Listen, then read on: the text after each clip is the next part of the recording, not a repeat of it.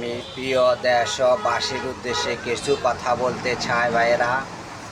যেমন মেডিকেলের কথা, যেমন আমরা যদি পয়সা থাকতো আমরা তো আর মেডিকেলে যাই ডাক্তার দেখাতাম না, আমরা ক্লিনিকে যাই ভালো ভালো ডাক্তার দেখাতাম পয়সা দিয়ে। এখন আমরা ক্লিনিকে যাই, আমাদের কাছে টাকা পয়সার সংকট, সেই জন্য আমরা যাই। তো আমাদেরকে গেলে আমরা 5 টাকা টিকিট কাটি।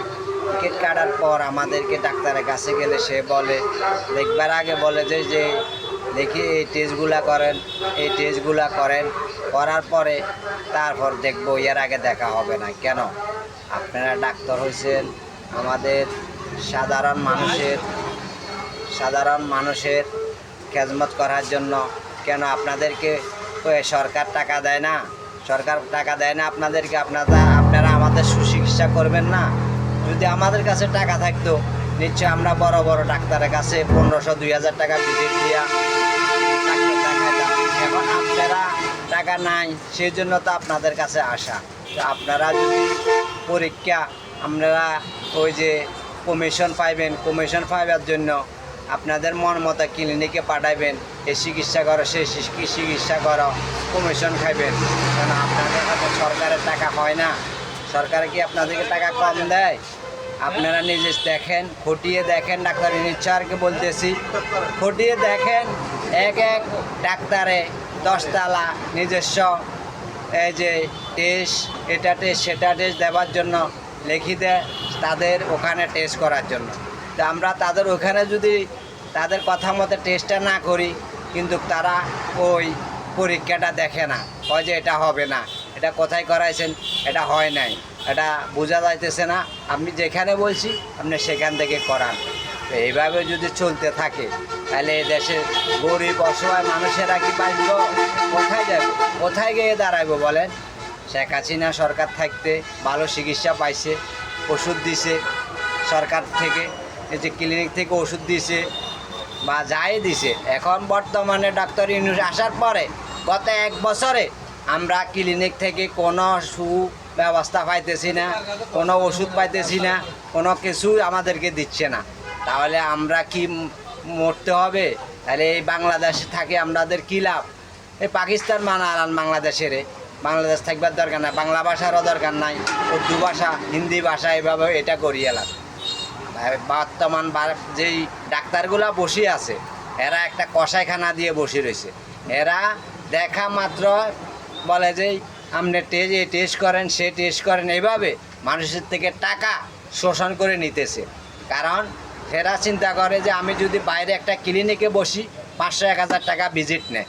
এখন বর্তমানে তারা এইভাবে খায় না, ওইভাবে ঘুরাই খায়। তারা যে একটা ভালো মানুষ হয়তো জ্বর হয়েছে, তারপরও রক্ত পরীক্ষা, এটা পরীক্ষা দিয়ে তাদেরকে হয়রানি করতেছে। কেন এই হয়রানিগুলো কেন করবে তারা কি ডাক্তার হয়েছে ডাক্তার গরিব সেবা যত্ন, গরিবদের সেবা করার জন্য। তারা সবসময় যদি মানুষকে হয়রানি করে তাহলে এই সরকারি ক্লিনিকগুলো রাখার কোনো দরকার নাই।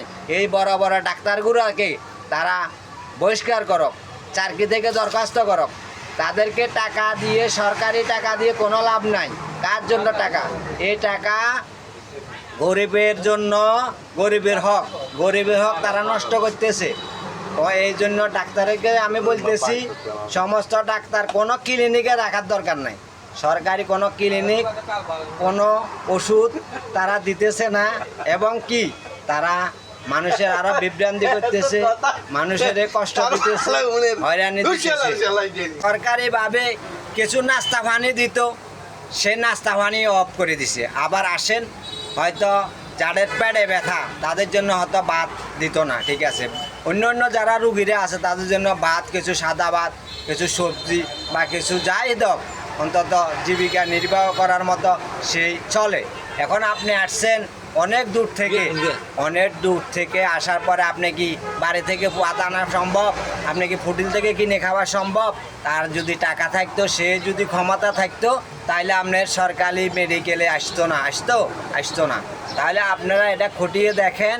ডাক্তার ইউনূস স্যারকে বারবার বলতেছি, আপনি যে ডাক্তারগুলো আছে মেডিকেলে তাদের কোথায় প্রতিষ্ঠান, এটা আপনারা খতিয়ে দেখলে বলতে পারবেন যে সরকারি মেডিকেলে ডাক্তাররা আসার আগে যাইবার তারা তারা 10 মিনিটও বসে না, তারা টাইম টু টাইম এখান থেকে চলে যায়, ঠিক আছে। তারপর আসেন, আমি আজকে একটা রুগী নিয়ে আমি মেডিকেল গেছিলাম, তারা ওখান থেকে কিছু ওষুধ নাফা এক পাতা দেয়, আর ভালো ভালো ওষুধগুলো তারা দেয় না, দুটা ইনজেকশন তারা আমাকে লিখে দিছে বাইরে থেকে আনার জন্য। আচ্ছা ঠিক আছে, আমি বাইরে থেকে আনলাম, আবার আসেন, তারপরে দিছে কিডনি টেস্ট, তারপরে দিছে আপনার প্রস্রাব টেস্ট।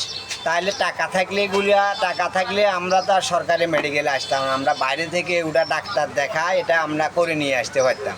আমাদের কাছে হয়তো টাকা নাই, এই জন্য আমরা হয়তো কি তাদের সরকারি সহযোগিতা চাইতেছি বাঁচার জন্য, এটাই, আর কিছু না।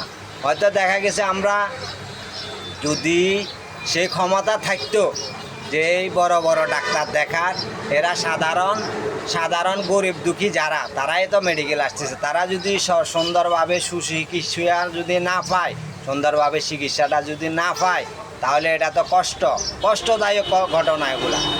এরা যদি বড় পয়সা থাকতো তাহলে ভালো ভালো ক্লিনিকে যাইয়া ডাক্তার দেখাইতো ভিজিট দিয়ে। এখন পয়সা নাই বিদায় তো 5 টাকা টোকেন কেটে আমরা ডাক্তার দেখাইতেছি, এটাই। ধন্যবাদ, আমি আর হাইতান্ন কইতাম।